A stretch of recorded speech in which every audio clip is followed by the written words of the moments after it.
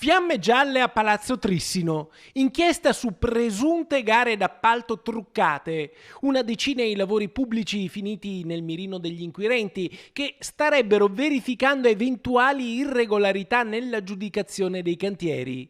Al momento ci sarebbero 2 indagati, un funzionario del comune di Vicenza e un imprenditore, ma la lista degli indagati potrebbe allargarsi.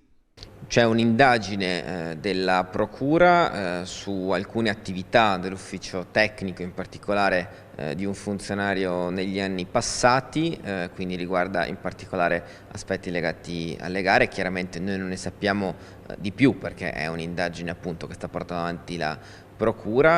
La vicenda, tutta da verificare e che pare sia nata da un esposto, sarebbe legata a una decina di piccole gare d'appalto tra il 2019 e il 2022. La Guardia di Finanza si è presentata negli uffici comunali di Palazzo Trissino e di Piazza Biade e avrebbe sequestrato 19 determine. Adesso il rischio è che ci siano ritardi nei cantieri del PNRR.